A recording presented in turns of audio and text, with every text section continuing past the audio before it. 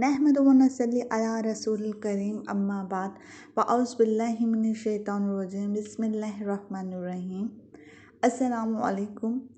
नबी पाक सल्लल्लाहु अलैहि वसल्लम की सीरत तैयबा से मुतल्लिक़ मालूमात का सिलसिला जारी है। इसके अंदर हम देखेंगे कि आप सल्लल्लाहु अलैहि वसल्लम का जब सफ़र मिराज हुआ था तो आप सल्लल्लाहु अलैहि वसल्लम ने कहाँ कहाँ सफ़र किया और किस तरह से जन्नत और दोज़ख के मनाज़िर देखे और अल्लाह ताला से मुलाकात हुई तो मुसलमानों को क्या तोहफ़े मिले। ठीक है, तो उसके बारे में आज हम जानते हैं। ताइफ का सफ़र।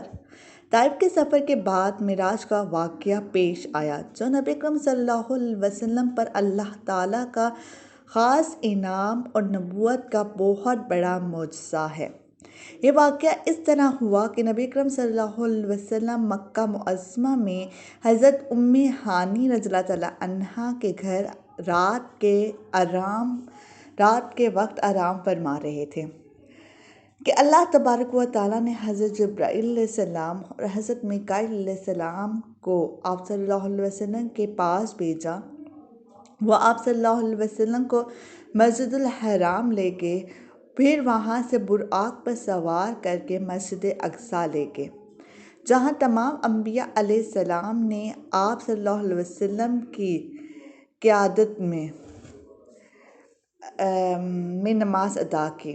आप सल्लल्लाहु अलैहि वसल्लम ने अकामत की थी और मतलब आप सल्लल्लाहु अलैहि वसल्लम ने नमाज़ पढ़ाई थी। आप सल्लल्लाहु अलैहि वसल्लम इमाम थे, बाकी सब जो हैं इमाम के पीछे जो हैं उन्होंने नमाज़ पढ़ी, तमाम अम्बिया कराम ने।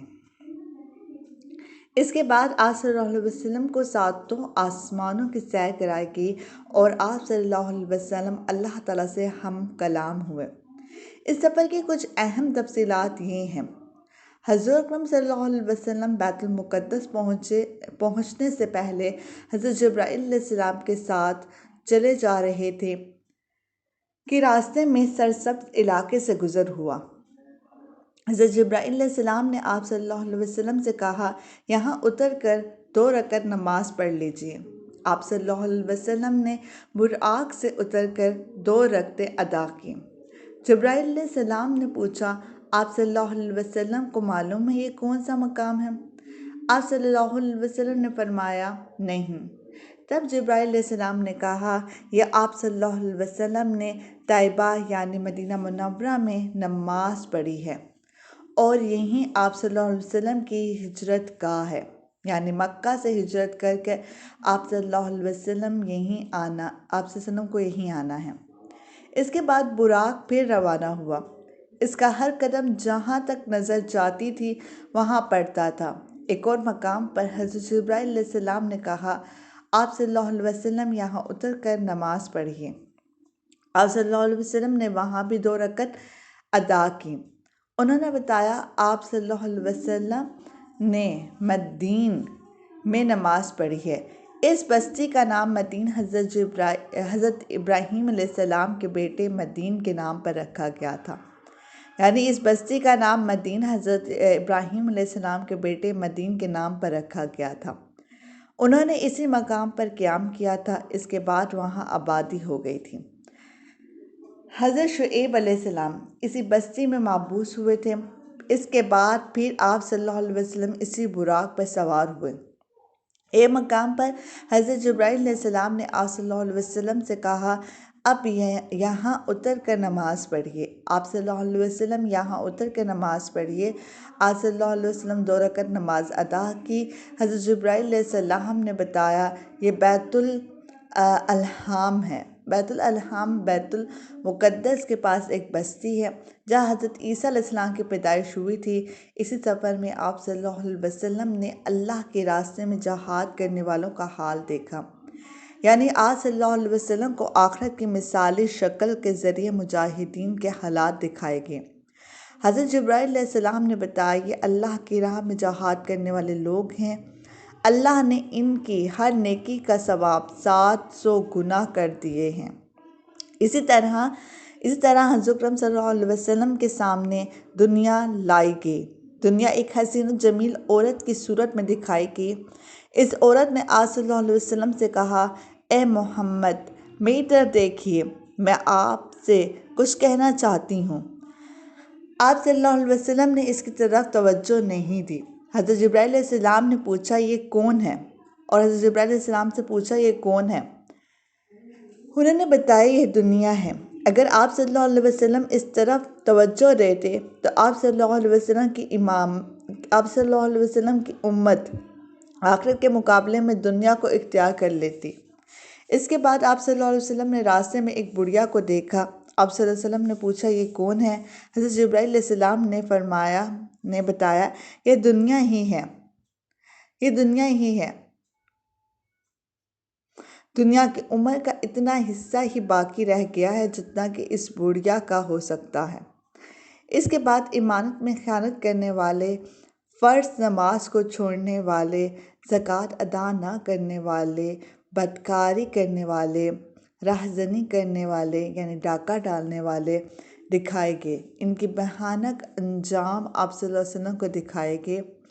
امانت میں خیانت کرنے والے اپنے بوجھ میں اضافہ کیے جا رہے تھے اور بوجھ کو اٹھانے کے قابل نہیں تھے۔ فرض نمازوں کو چھوڑنے والوں کے سر کو کچلا جا رہا تھا، ان کے سر ریزہ ریزہ ہو رہے تھے اور پھر اصل حالت میں آ جاتے تھے۔ کچلنے کا عمل پھر شروع ہو جاتا تھا، غرض انہیں ذرا بھر مہلت نہیں دی جاتی تھی۔ اپنے مال میں زکوٰۃ ادا نہ کرنے والوں کا انجام آپ صلی اللہ علیہ وسلم نے دیکھا کہ ان کے صدر پر آگے اور پیچھے پھٹے ہوئے چیتھڑے لٹکے ہوئے ہیں۔ وہ اونٹوں اور بکریوں کی طرح چر رہے تھے اور زقوم درخت کے کڑوے پتے اور کانٹے کھا رہے تھے۔ زقوم درخت کے بارے میں آتا ہے کہ اس قدر کڑوا اور زہریلا ہے کہ اس کی کڑواہٹ کا مقابلہ دنیا کا کوئی درخت نہیں کر سکتا۔ اس کا ایک ذرہ دنیا کے میٹھے دریاؤں میں ڈال دیا جائے تو تمام دریا کڑوے ہو جائیں۔ نبی اکرم صلی اللہ علیہ وسلم کا دنیا میں مذاق اڑانے والوں کو بھی یہ درخت کھلایا جائے گا۔ اس درخت کے پتوں اور کانٹوں کے علاوہ وہ لوگ جہنم کے پتھر چباتے نظر آئے۔ استغفر اللہ۔ اللہ ہمیں جہنم سے پناہ دے۔ اللہم اجرنی من النار، اللہم اجرنی من النار، اللہم اجرنی من النار۔ بدکاروں کا انجام آپ صلی اللہ علیہ وسلم نے دیکھا کہ ان کے سامنے دسترخوان لگے ہوئے تھے۔ ان دسترخوانوں میں سے کچھ نہایت بہترین بھنا ہوا گوشت تھا، کچھ میں بالکل سڑا ہوا گوشت تھا۔ وہ اس بہترین گوشت کو چھوڑ کر سڑا ہوا بدبودار گوشت کھا رہے تھے اور بہترین گوشت نہیں کھا رہے تھے۔ ان کے بارے میں حضرت جبرائیل علیہ السلام نے آپ صلی اللہ علیہ وسلم کو بتلایا، یہ آپ صلی اللہ علیہ وسلم کی امت کے وہ لوگ ہیں جن کے پاس پاک اور حلال عورتیں تھیں لیکن وہ ان کو چھوڑ کر بدکار عورتوں کے پاس جاتے تھے، یا یہ وہ عورتیں تھیں جن کے خاوند تھے لیکن وہ ان کو چھوڑ کر بدکار مردوں کے پاس جاتی تھیں۔ استغفر اللہ۔ سود کھانے والوں کا انجام۔ آپ صلی اللہ علیہ وسلم کو یہ دکھایا گیا کہ وہ خون کے دریا میں تیر رہے تھے اور پتھر نگل رہے تھے۔ آپ صلی اللہ علیہ وسلم کو ایسے عالموں کا انجام دکھایا گیا جو لوگوں کو وعظ کیا کرتے تھے اور خود بے عمل تھے۔ ان کی زبانیں اور ہونٹ لوہے کی کینچیوں سے کاٹے جا رہے تھے اور جیسے ہی کٹ جاتے تھے فوراً پیدا ہو جاتے تھے اور پھر اسی طرح کاٹے جانے کا عمل شروع ہو جاتا تھا، یعنی انہیں ایک لمحے کی بھی مہلت نہیں مل رہی تھی۔ چغل خوروں کے ناخن تانبے کے تھے اور وہ ان سے اپنے چہرے اور سینے نوچ رہے تھے۔ مسجد اقصیٰ میں انبیاء علیہ السلام کی نماز میں امامت فرمانے کے بعد نبی اکرم صلی اللہ علیہ وسلم کو ساتوں آسمانوں کی سیر کرائی گئی، جلیل القدر انبیاء علیہ السلام سے ملاقات کرائی گئی، پھر آپ صلی اللہ علیہ وسلم کو جنت کا حال دکھایا گیا۔ آپ صلی اللہ علیہ وسلم کا گزر جنت کی ایک وادی سے ہوا، اس سے نہایت بھینی بھینی خوشبو آ رہی تھی اور مجھ سے زیادہ خوشبودار ٹھنڈی ہوا آ رہی تھی اور ایک بہترین آواز سنائی دے رہی تھی، اور وہ آواز کہہ رہی تھی، میرے عشرت گدا میں ریشم، موتی، سونا، چاندی، مونگے، شہد اور دودھ اور شراب کے جام و کٹورے بہت زیادہ ہو گئے ہیں۔ اس پر اللہ تعالیٰ فرما رہے ہیں، ہر وہ مومن مرد اور عورت تجھ میں داخل ہوگا جو مجھ پر اور میرے رسولوں پر ایمان رکھتا ہو، میرے ساتھ کسی کو شریک نہ ٹھہراتا ہوگا، نہ مجھ سے بڑھ کر یا میرے برابر کسی کو مانتا ہوگا۔ سن لے، جس کے دل میں میرا ڈر ہے، اس کا دل میرے خوف کی وجہ سے محفوظ رہتا ہے۔ وہ مجھ سے مانگتا ہے، میں اسے محروم نہیں رکھوں گا۔ جو مجھے قرض دیتا ہے یعنی نیک عمل کرتا ہے، وہ میری راہ میں خرچ کرتا ہے، میں اسے بدلہ دوں گا۔ اور جو مجھ پہ توکل اور بھروسہ کرتا ہے، اس کی جمع پونجی کو اس کی ضرورت کے لیے پورا کرتا رہوں گا۔ میں ہی سچا معبود ہوں، میرے علاوہ کوئی عبادت کے لائق نہیں، میرا وعدہ سچا ہے، غلط نہیں ہوتا۔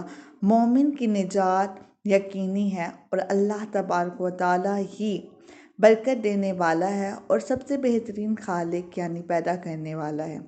یہ سن کر میں نے کہا، بس اے میرے پروردگار، میں خوش اور مطمئن ہوں۔ اللہ سے ہم کلام ہیں۔ دوزخ کا حال یہ دکھایا گیا کہ آپ وادی میں پہنچے، وہاں آپ نے ایک بہت بدنما آواز سنی، آپ نے بدبو بھی محسوس کی۔ آپ صلی اللہ علیہ وسلم نے پوچھا، جبرائیل یہ کیا ہے؟ انہوں نے بتایا، یہ جہنم کی آواز ہے، یہ کہہ رہی ہے، اے میرے پروردگار، مجھے وہ کاغذ دے جس کا تو نے مجھ سے وعدہ کیا ہے۔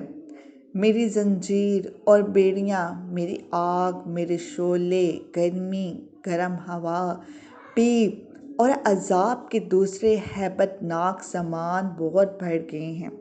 میری گہرائی اور اس گہرائی میں آگ کی تپش یعنی میرا پیٹ اور اس کی بھوک بہت زیادہ ہے، اس لیے مجھے میری وہ خوراک دے جس کا تو نے مجھ سے وعدہ کیا ہے۔ جہنم کی اس پکار کے جواب میں اللہ تعالیٰ نے فرمایا، ہر کافر اور مشرک بدطینت، بدمعاش، خبیث مرد اور عورت تیری خوراک ہیں۔ یہ سن کر جہنم نے جواب دیا، بس میں خوش ہو گئی۔ اس سفر میں آپ صلی اللہ علیہ وسلم کو دجال کی صورت دکھائی گئی۔ اس کی شکل عبدالعزیٰ ابن قطان جیسی تھی۔ یہ عبدالعزیٰ جہالت کے زمانے میں نبی اکرم صلی اللہ علیہ وسلم کے ظہور سے پہلے ہی مر گیا تھا۔ آپ صلی اللہ علیہ وسلم کو وہاں کچھ لوگ دکھائے گئے، ان کے ہونٹ اونٹوں کے ہونٹوں جیسے تھے، اور ان کے ہاتھوں میں پتھروں کی طرح کے بڑے بڑے انگارے تھے، یعنی اتنے بڑے بڑے تھے کہ ایک ایک انگارے میں ان کے ہاتھ بھر گیا تھا۔ وہ لوگ انگاروں کو اپنے منہ میں ڈالتے تھے۔ آپ صلی اللہ علیہ وسلم نے یہ منظر دیکھ کر جبرائیل علیہ السلام سے پوچھا، جبرائیل یہ کون لوگ ہیں؟ جواب میں انہوں نے بتایا، یہ وہ لوگ ہیں جو زبردستی اور ظلم سے یتیموں کا مال کھاتے تھے۔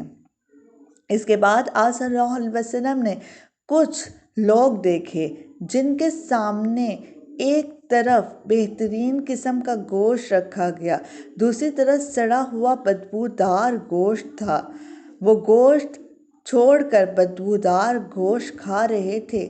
آپ صلی اللہ علیہ وسلم نے جبرائیل علیہ السلام سے پوچھا، یہ کون لوگ ہیں؟ انہوں نے بتایا، یہ وہ لوگ ہیں جن کو اللہ پاک نے پاک دامن عورتیں یعنی بیویاں دے دی تھیں، مگر یہ انہیں چھوڑ کر دوسری عورتوں کے پاس جاتے تھے، یا وہ ایسی عورتیں ہیں جو اپنے خاوند کو چھوڑ کر دوسرے مردوں کے پاس جاتی تھیں۔ آپ صلی اللہ علیہ وسلم نے وہاں ایسے لوگ دیکھے جو اپنے ہی جسم سے پہلوؤں کا گوشت نوچ نوچ کر کھا رہے تھے۔ ان سے کہا جا رہا تھا، یہ بھی اسی طرح کھاؤ جس طرح تم اپنے بھائی کا گوشت کھایا کرتے تھے۔ آپ صلی اللہ علیہ وسلم نے دریافت فرمایا، یہ کون لوگ ہیں؟ جبرائیل علیہ السلام نے کہا، یہ وہ لوگ ہیں جو ایک دوسرے پر آوازیں کسا کرتے تھے۔ جہنم دکھانے کے بعد آپ صلی اللہ علیہ وسلم کو جنت دکھائی گئی۔ آپ صلی اللہ علیہ وسلم نے وہاں موتیوں کے بنے ہوئے گنبد دیکھے، وہاں کی مٹی مشک کی تھی۔ آپ صلی اللہ علیہ وسلم نے جنت میں انار دیکھے، وہ بڑے بڑے ڈولوں جتنے تھے، اور جنت کے پرندے اونٹ جتنے بڑے تھے۔ ساتوں آسمانوں کی سیر کے بعد آپ صلی اللہ علیہ وسلم کو سدرۃ المنتہا تک لے جایا گیا۔ یہ بیری کا ایک درخت ہے۔ حضرت اکرم صلی اللہ علیہ وسلم نے سدرۃ المنتہا کی جڑ میں ایک چشمہ دیکھا جس سے 2 نہریں پھوٹ رہی تھیں۔ ان کا ایک نام کوثر اور دوسرا نام رحمت۔ آپ صلی اللہ علیہ وسلم فرماتے ہیں، میں نے اس چشمے میں غسل کیا۔ ایک روایت کے مطابق سدرۃ المنتہا کی جڑ سے جنت کی 4 نہریں نکل رہی ہیں۔ ان میں سے ایک نہر پانی کی، دوسری دودھ کی، تیسری شہد کی اور چوتھی نہر شراب کی ہے۔ اسی وقت سدرۃ المنتہا کے پاس آپ صلی اللہ علیہ وسلم نے جبرائیل کو ان کی اصل شکل میں دیکھا، یعنی جس شکل میں اللہ تعالیٰ نے بنایا تھا۔ ان کے 600 پر ہیں اور ہر پر اتنا بڑا ہے کہ اس سے آسمان کا کنارہ چھپ جائے۔ ان پروں سے رنگا رنگ موتی اور یاقوت اتنی تعداد میں گر رہے تھے کہ ان کا شمار اللہ ہی کو معلوم ہے۔ پھر ایک بدلی نے آپ صلی اللہ علیہ وسلم کو آ کر گھیر لیا۔ آپ صلی اللہ علیہ وسلم کو اسی بدلی کے ذریعے اوپر اٹھا لیا گیا۔ جبرائیل علیہ السلام وہیں رہ گئے۔ بدلی کی جگہ بعض روایت میں ایک سیڑھی کے ذریعے اٹھانے کا ذکر بھی آیا ہے۔ یہاں آپ صلی اللہ علیہ وسلم نے لوح محفوظ میں لکھنے والے قلموں کی سرسراہٹ کی آوازیں سنی۔ یہ تقدیر کے قلم تھے اور فرشتے ان سے مخلوق کی تقدیریں لکھ رہے تھے۔ اس تفصیل سے معلوم ہوا کہ جبرائیل علیہ السلام سدرۃ المنتہا سے آگے نہیں گئے، اور یہ بھی معلوم ہوا کہ سدرۃ المنتہا 7 آسمانوں سے اوپر ہے۔ بعض علماء نے لکھا ہے کہ یہ عرش اعظم کے دائیں طرف ہے۔ ایک روایت میں ہے کہ جبرائیل علیہ السلام آپ صلی اللہ علیہ وسلم کو لے کر 7 آسمان کے اوپر گئے۔ وہاں ایک نہر پر پہنچے، اس میں یاقوتوں، موتیوں اور زبرجد کے خیمے لگے تھے۔ اس نہر میں ایک سبز رنگ کا پرندہ تھا، وہ اس قدر حسین تھا کہ اس جیسا پرندہ کبھی نہیں دیکھا تھا۔ جبرائیل علیہ السلام نے بتایا، یہ نہر کوثر ہے جو اللہ تعالیٰ نے آپ صلی اللہ علیہ وسلم کو عطا فرمائی ہے۔ آپ صلی اللہ علیہ وسلم فرماتے ہیں، میں نے دیکھا اس میں یاقوت اور زمرد کے تھالوں میں رکھے ہوئے سونے اور چاندی کے جام تیر رہے تھے۔ اس نہر کا پانی دودھ سے زیادہ سفید تھا۔ میں نے ایک جام اٹھایا، اس نہر سے بھر کر پیا تو وہ شہد سے زیادہ میٹھا اور مشک سے زیادہ خوشبودار تھا۔ آپ صلی اللہ علیہ وسلم فرماتے ہیں، جبرائیل علیہ السلام مجھے لیے ہوئے سدرۃ المنتہا تک پہنچے۔ اس کے پاس حجاب اکبر ہے۔ حجاب اکبر کے پاس پہنچ کر انہوں نے کہا، میری پہنچ کا مقام یہاں ختم ہو گیا، اب آپ صلی اللہ علیہ وسلم آگے تشریف لے جائیں۔ آپ صلی اللہ علیہ وسلم فرماتے ہیں، میں آگے بڑھا یہاں تک کہ میں سونے کے ایک تخت تک پہنچ گیا۔ اس پر جنت کا ریشمی قالین بچھا تھا۔ اسی وقت میں نے جبرائیل علیہ السلام کی آواز سنی، وہ کہہ رہے تھے، اے محمد، اللہ تعالیٰ آپ صلی اللہ علیہ وسلم کی تعریف فرما رہے ہیں، آپ صلی اللہ علیہ وسلم سنیے اور اطاعت کیجیے۔ آپ صلی اللہ علیہ وسلم کلام الہی سے دہشت زدہ نہ ہوں۔ چنانچہ اس وقت میں نے حق تعالیٰ کی تعریف بیان کی۔ اس کے بعد مجھے اللہ کا دیدار ہوا، میں فوراً سجدے میں گر گیا۔ پھر اللہ نے مجھ پر وحی اتاری اور وہ یہ تھی، اے محمد، جب تک آپ صلی اللہ علیہ وسلم جنت میں داخل نہیں ہو جائیں گے، اس وقت تمام نبیوں کے لیے جنت حرام رہے گی۔ اسی طرح جب تک آپ صلی اللہ علیہ وسلم کی امت جنت میں داخل نہیں ہوگی، تمام امتوں کے لیے جنت حرام رہے گی۔ سبحان اللہ۔ اس کے علاوہ اللہ تبارک و تعالیٰ نے فرمایا، اے محمد ہم نے کوثر آپ کو عطا فرما دی ہے۔ اس طرح آپ صلی اللہ علیہ وسلم کو یہ خصوصیت حاصل ہو گئی ہے کہ تمام جنتی آپ صلی اللہ علیہ وسلم کے مہمان ہوں گے۔ اس کے بعد 50 نمازیں فرض ہوئیں۔ 50 نمازیں حضرت موسیٰ علیہ السلام کے مشورے سے کم کرائی گئیں، یہاں تک کہ ان کی تعداد 5 کر دی گئی۔ تاہم اللہ تعالیٰ نے فرمایا، اے محمد ہر روز ان 5 نمازیں ہیں، ان میں سے ہر ایک کا ثواب 10 کے برابر ہوگا، اور اس طرح ان 5 نمازوں کا ثواب 50 نمازوں کے برابر ملے گا۔ آپ صلی اللہ علیہ وسلم کی امت میں سے جو شخص بھی نیکی کا ارادہ کرے اور پھر نہ کر سکے تو میں اس کے حق میں صرف ارادہ کرنے پر ایک نیکی لکھوں گا، اور اگر اس نے وہ نیک عمل بھی کر لیا تو اسے 10 نیکیوں کے برابر لکھوں گا۔ اور جو شخص کسی بدی کا ارادہ کرے اور پھر اس کو نہ کرے تو بھی اس کے لیے ایک نیکی لکھ دوں گا، اور اگر اس نے وہ بدی کر لی تو اس کے نتیجے میں ایک بدی لکھوں گا۔ سبحان اللہ۔ آپ صلی اللہ علیہ وسلم فرماتے ہیں، میں نے جنت کے دروازے پر لکھا دیکھا، صدقے کا صلہ 10 گنا ہے اور قرض کا صلہ 18 گنا ہے۔ میں نے جبرائیل سے پوچھا، یہ کیا بات ہے کہ قرض دینا صدقے سے افضل ہے؟ جواب میں انہوں نے کہا، اس کی وجہ یہ ہے کہ سائل جسے صدقہ دیا جاتا ہے وہ مانگتا ہے تو اسی وقت اس کے پاس کچھ نہ کچھ ہوتا ہے، جبکہ قرض مانگنے والا اسی وقت قرض مانگتا ہے جب اس کے پاس کچھ نہ ہو۔ نماز کی ابتدا۔ حضور اقدس صلی اللہ علیہ وسلم نے معراج کے دوران جہنم کے داروغہ مالک کو دیکھا۔ وہ انتہائی سخت طبیعت کا فرشتہ ہے، اس کا چہرے پر غصہ اور غضب رہتا ہے۔ آپ صلی اللہ علیہ وسلم نے اسے سلام کیا، داروغہ نے سلام کا جواب دیا، خوش آمدید بھی کہا، لیکن مسکرایا نہیں۔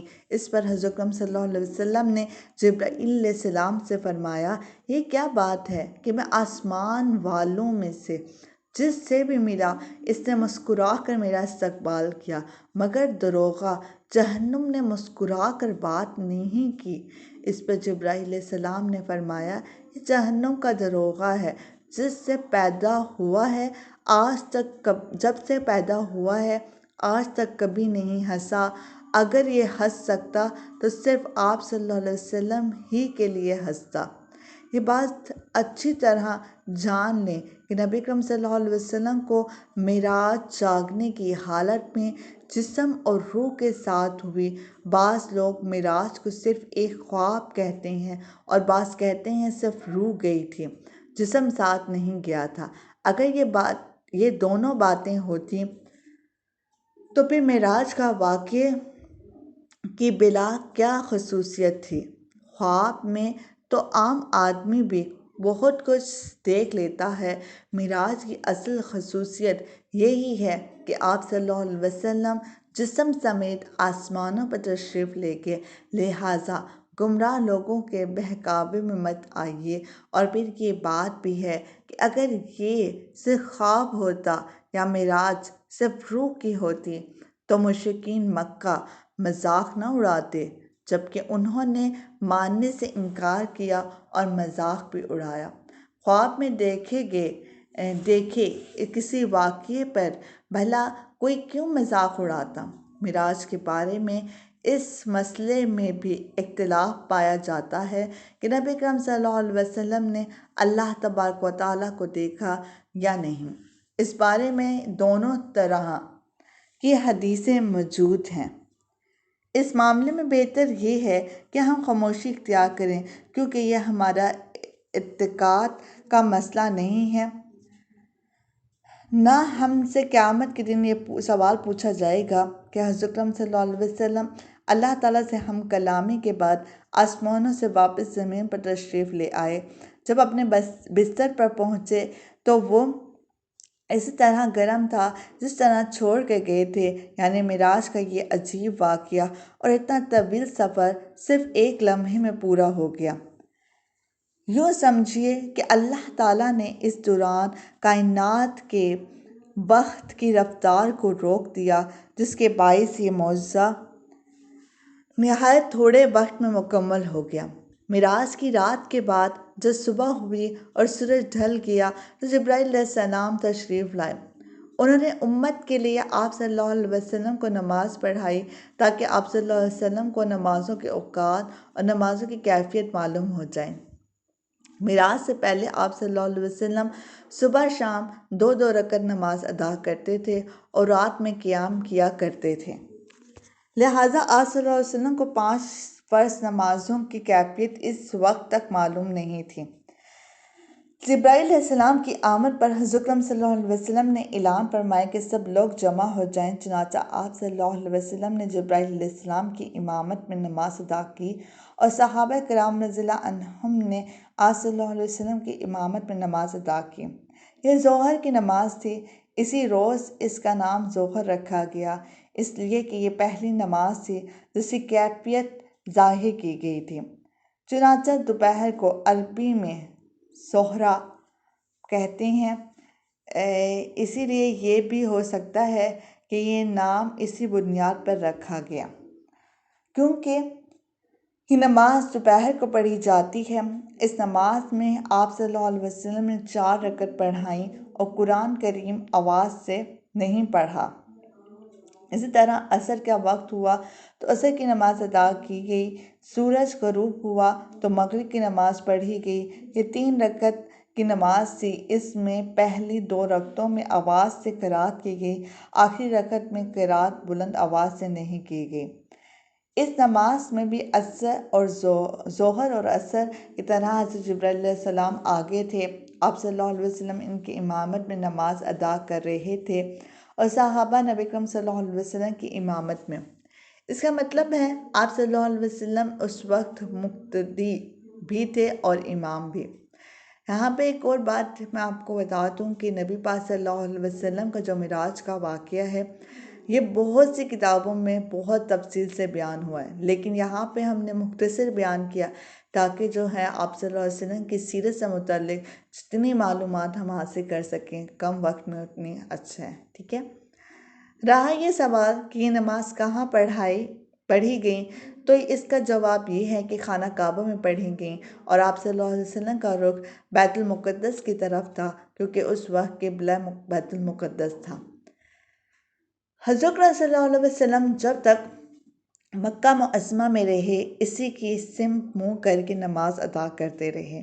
جبرائیل علیہ السلام نے پہلے دن نمازوں کے اول وقت میں یہ نماز پڑھائیں اور دوسرے دن آخری وقت میں، تاکہ معلوم ہو جائے نمازوں کے اوقات کہاں سے کہاں تک ہیں۔ اس طرح یہ 5 نمازیں فرض ہوئیں اور ان کے پڑھنے کا طریقہ بھی آسمان سے نازل ہوا۔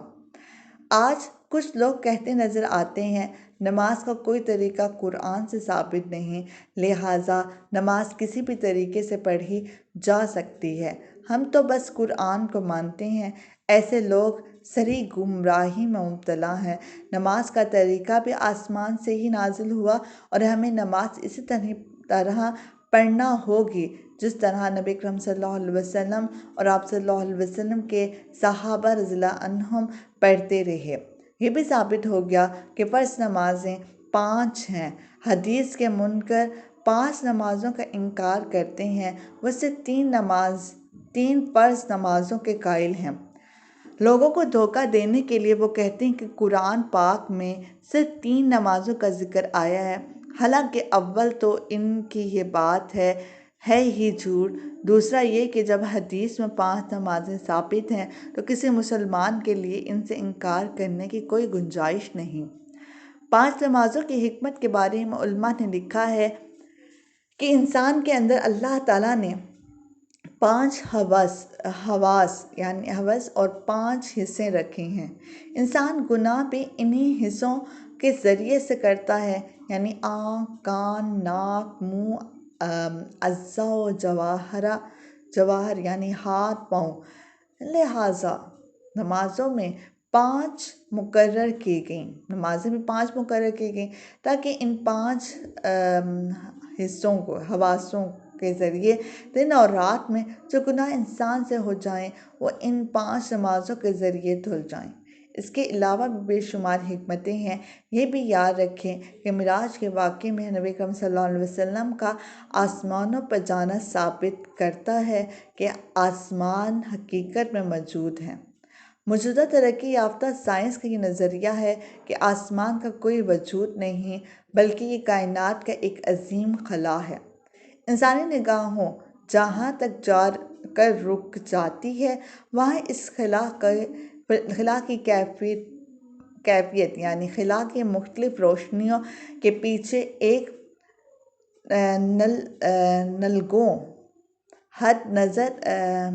نگاہ حد نظر آتی ہیں۔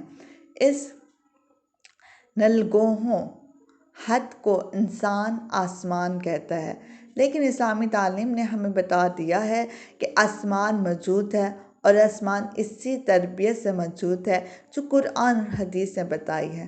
قرآن مجید کی بہت سی آیات میں آسمان کا ذکر ہے، بعض آیات میں 7 آسمان کا ذکر ہے، جس سے معلوم ہوتا ہے کہ آسمان ایک اٹل حقیقت ہے، نہ کہ نظر کا دھوکہ۔ الحمدللہ معراج کا بیان تکمیل کو پہنچا۔